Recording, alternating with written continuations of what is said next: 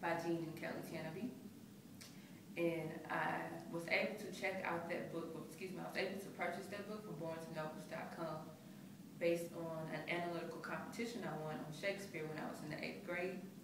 And I received a $150 gift card to Barnes and Nobles. And instead of buying fictional books, I ordered scholarship books and ACT and SAT prep books and a couple of other things. And as I was reading the Ultimate Scholarship book, I came across this article about these guys that Jean and Kelly Tanabe met in Los Angeles, and they formed a scholarship group. And they found out that they were able to find more financial aid with one another than on their own. And I was like, well, that's kind of cool. That sounds really unique. And when I was a sophomore at Baton Rouge High, I decided to start my own scholarship club. And so I talked to my dean of students because she was over the clubs and stuff, and she gave me permission to start this club called Sky High Scholars. Okay. And in our club, we find scholarships for one another. I teach them about preparing for college. I help them with their college scholarship essays, as well as any questions that they have or any college essays that they're working on. I teach them about college preparatory programs, as well as any other programs that fits their career needs. And that's about sums it up. And we also, I actually designed a scholarship competition for the club as well. So they wouldn't kind of have an outlet to not applying for scholarships and grants. And I named it the Ambitious Scholar Award because you have to be really ambitious to want to achieve greatness in my eyes. And so that scholarship award was $500, and no one actually applied for it. But I was like, I was throwing it at you, so what you mean you didn't apply for it? And I couldn't apply for it because I created it. So that wasn't an option. And we spent that whole year raising money, $500, and no one applied for it. And so this school year, I opened it up to the whole school. And people have actually been coming up to me asking me about the scholarship competition.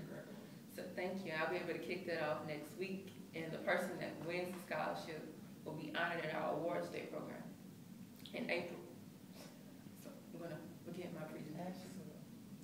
This is the first slide. It took me a lot to think of the name and the fundamentals of financial aid and college preparation. I was like, that sounds pretty catchy. I like that.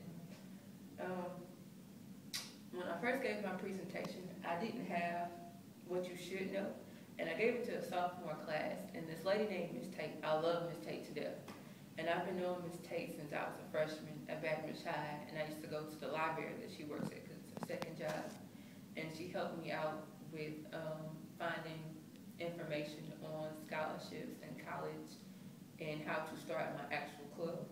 And so I gave my presentation to her class first so she could see what I've been doing. And she gave me some helpful advice on a note card, and she said you should break it down into 3 parts. What they should know, what they should be doing, and something else, I can't remember what you see. So I told them money doesn't grow on trees, and that means you need to apply for your grants. You need to understand what type of loans are out there. There's private loans as well as federal loans. You need to understand what the FAFSA is and when you're supposed to fill it out, and I explained that in depth to them. Apply, and I explained to them what the financial aid cap was as well. And the financial aid cap is you receive a certain amount of money each school year, each semester, and based on that amount of money, the government puts a cap on you. You may only receive $10,000 a year. So if you have $100,000 in scholarships, you won't be able to receive all that money. And so I explained to them that they had to be smart about how they applied for things and how they were awarded that money. And so I said, if you are awarded scholarships and financial aid, make sure that money goes into your account in your name so you'll be able to use it for future use. And I explained that there are fee waivers for the ACT, the SAT, the SAT2, as well as college applications.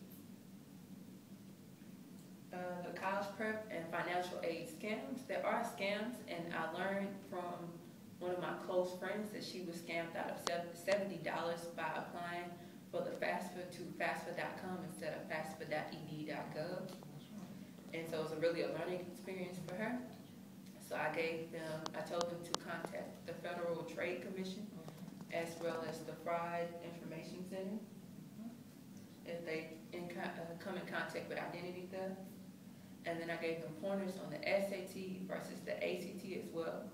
And I didn't have to take the SAT when I applied to college, but I took it as part of my project to get a feel of it and so I can have a personal experience when I told them about it.